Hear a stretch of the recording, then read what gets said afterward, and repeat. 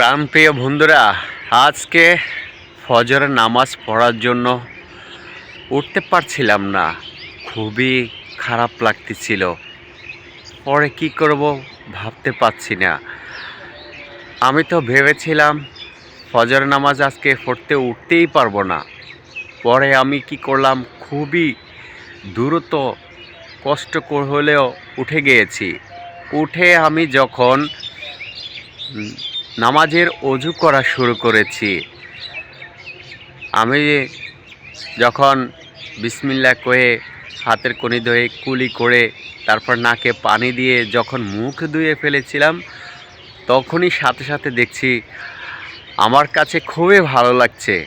আলহামদুলিল্লাহ। হ্যাঁ, সত্যি আপনাদের যাদের কাছে দেখবেন নামাজ পড়ার সময় যদি খারাপ লাগে, বিশেষ করে ফজরের নামাজ পড়ার জন্য যদি খারাপ লাগে, তাহলে অবশ্যই আপনারা কি করবেন, কষ্ট করে হলেও উঠবেন। উঠে অজুটা করবেন। ফজরের অজুটা করবেন, যখন অজু করার সাথে সাথে দেখবেন আপনার কাছে খুবই ভালো লাগতেছে।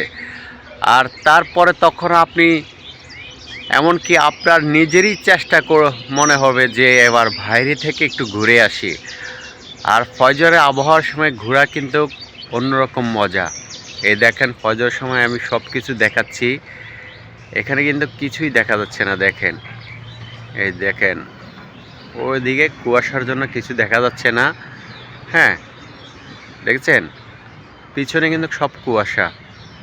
এই দেখেন, এই জায়গাটা খুবই সুন্দর, কিন্তু এই জায়গায় সামনে খোলামেলা আছে, তো তার জন্য এই জায়গায় নিরাপদ জায়গা আছে। আর নিরাপদ জায়গায় ভিডিও করলে যে কোনো ভিডিও খুব সুন্দর হয়। তার জন্য নিরাপদ জায়গায় এসেছিলাম ভিডিও করার জন্য।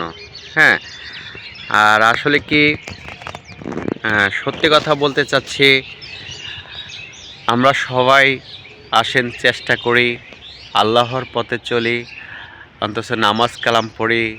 সুতরাং আমাদের মন মানসিকতা সবসময় তো আর এক থাকে না। সত্যি কথা, যে কোনো মানুষেরই মন মানসিকতা সবসময় এক থাকে না। বিভিন্ন রকমের মন মানসিকতা কাজ করে, তাই বিভিন্ন রকমের ভিডিও তৈরি করি আমি। ঠিক আছে? সুতরাং আপনারা দয়া করে আমার উপর রাগ করবেন না। হ্যাঁ, আসলে কি, হয়তোবা আমার ভিডিও দেখে অনেকে কষ্ট পাইতে পারেন। দয়া করে আমাকে ক্ষমা করে দিবেন। আর আমাকে অবশ্যই ক্ষমার চোখে দেখবেন। যারা আমার জন্য কষ্ট পেয়েছেন, তারাও আমাকে ক্ষমার চোখে দেখবেন। হ্যাঁ, ওকে, সবাই ভালো থাকবেন। আল্লাহ হাফেজ।